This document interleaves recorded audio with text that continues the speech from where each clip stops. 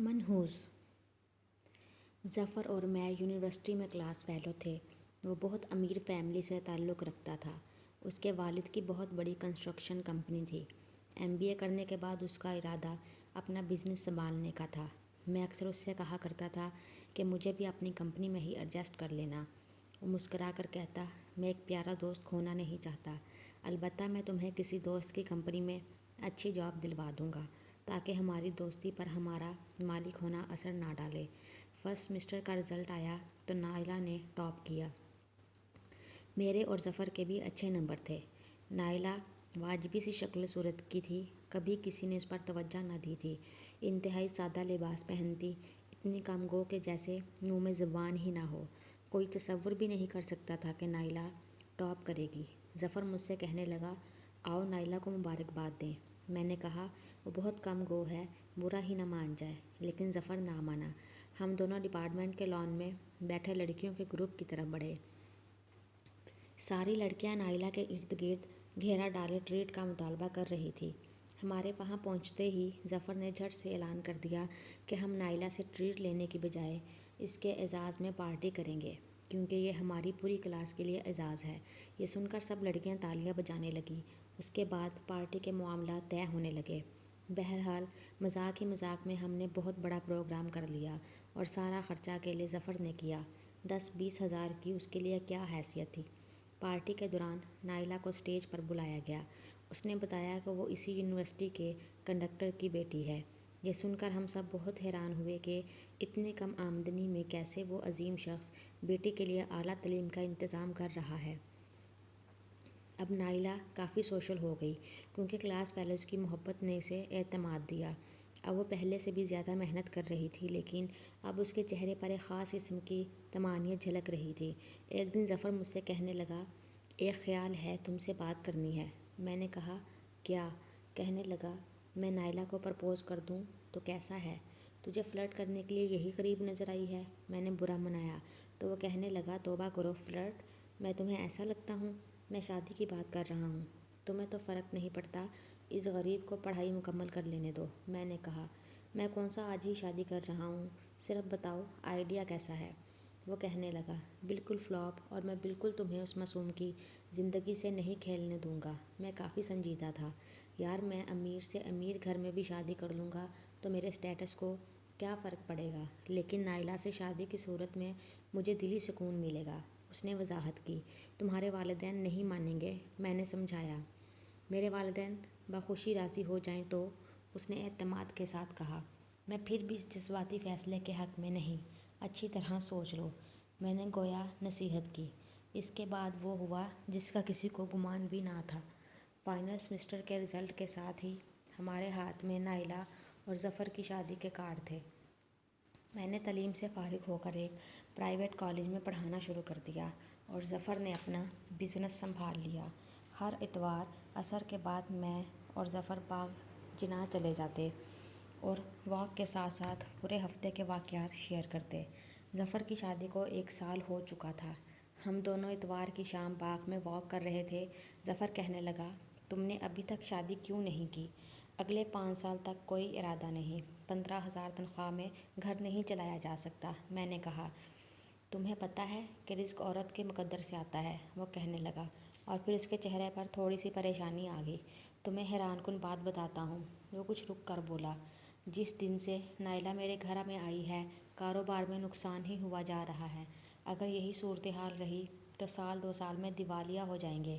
بھائی، کوئی بھی قدم سوچ کر اٹھانا، یہ اللہ کی طرف سے آزمائش ہے۔ میں بھی پریشان ہو گیا، کیا کروں؟ صدقہ خیرات بھی کر رہا ہوں، لیکن بے سود، نقصان کی بظاہر کوئی وجہ بھی نہیں۔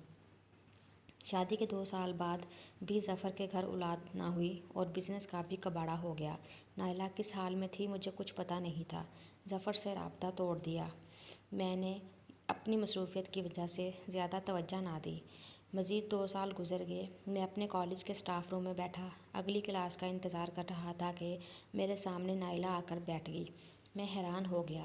الیکس لیگ کے بعد اس نے بتایا کہ اس نے بھی یہ کالج جوائن کر لیا ہے۔ میرا چہرہ سوالیہ نشان بنا ہوا تھا۔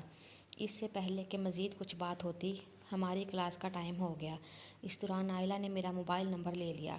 رات 10 بجے مجھے نائلہ نے کال کی۔ حال احوال پوچھنے کے بعد اس نے کہا، میں آپ کو اپنی پوری کہانی سنانا چاہتی ہوں۔ مجھے اس سے کوئی سروکار نہیں۔ میں نے اس کی پردہ پوشی کرنا چاہی، لیکن وہ کہنے لگی، میں اپنے دل کا بوجھ ہلکا کرنا چاہتی ہوں اور اس کے لیے آپ سے بہتر کوئی اور نہیں ہو سکتا۔ ہم نے اتوار شام 5 بجے کا وقت رکھا اور میں نے نائلہ کے بتائے پتے پر اس کے گھر پہنچ گیا۔ نائلہ کے والد کو کیمپس میں رہائشی کوارٹر ملا ہوا تھا۔ نائلہ کی والدہ نے دروازہ کھولا۔ میں نے اپنا نام بتایا تو انہوں نے مجھے ڈرائنگ روم میں بٹھایا۔ نائلہ آ کر میرے سامنے بیٹھ گئی۔ میں آپ کو یہ مسئلہ اس لیے بتانا چاہتی ہوں کہ آپ پرانے حالات سے آگاہ ہیں اور موجودہ حالات کی روشنی میں شاید مجھے کوئی مشورہ، حوصلہ یا دلاسا دے سکیں۔ بہرحال اللہ نے مجھے حوصلہ تو بہت دیا ہے۔ ذرا تفصیل سے بتائیں معاملہ کیا ہے؟ مجھے بھی تجسس تھا۔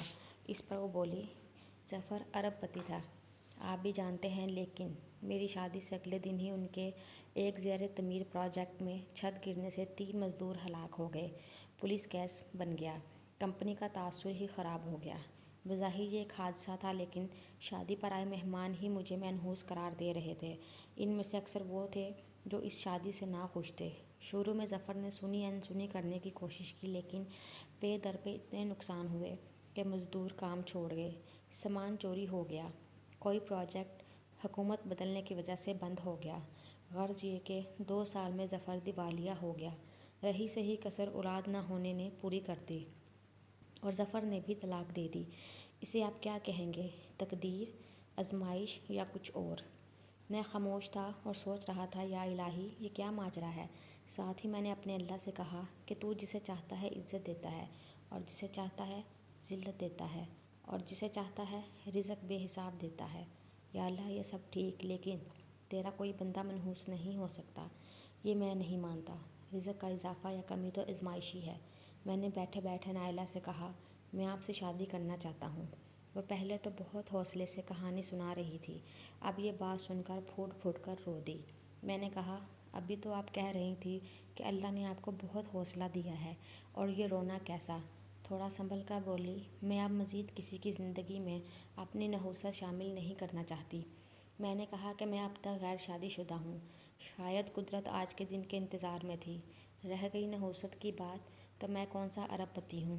ہم دونوں ایک ہی کالج میں پڑھا رہے ہیں، جو دال روٹی ملے گی مل کر گزارا کر لیں گے۔ بہرحال میری اور نائلہ کی شادی ہو گئی اور قسمت کا چکر چلنا شروع ہو گیا۔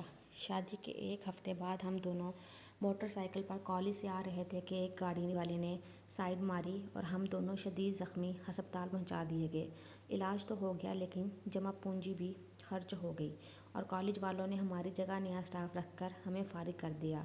ہم دونوں اپنے گھر میں نہایت پریشان بیٹھے تھے کہ نائلہ کہنے لگی، میں واقعی منحوس ہوں۔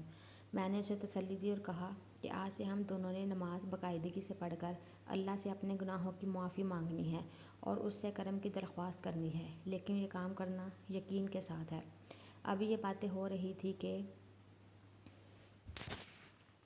بیل بجی۔ میں نے دروازہ کھولا تو آصف کھڑا تھا۔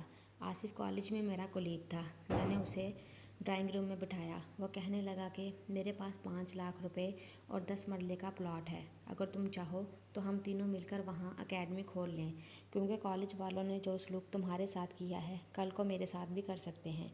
ہم نے 5 لاکھ میں سادہ سے 5 کمرے بنا کر اکیڈمی کا آغاز کر دیا۔ حیران کن بات یہ تھی کہ جس پرائیویٹ کالج میں ہم پڑھاتے تھے، جب وہاں ایک اسٹوڈنٹ کو پتہ چلا کہ ہم لوگوں نے اکیڈمی شروع کی ہے، تو کالج چھوڑ کر ہمارے پاس آ گیا۔ کہنے لگا، آپ اور سر آصف کے علاوہ تو اس کالج میں ہمیں کسی ٹیچر سے سمجھ ہی نہیں آتی۔ یہ بارش کا پہلا قطرہ تھا۔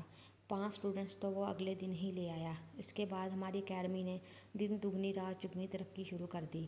2 سال کے عرصے میں یہ منظور شدہ کالج بھی بن چکا تھا اور ہم نے مزید کیمپس کھولنے شروع کر دیے۔ 10 سال مزید گزر گئے۔ اب میں اور نائلہ انتہائی خوشگوار زندگی گزار رہے ہیں۔ ہمارے 3 بیٹے ہیں۔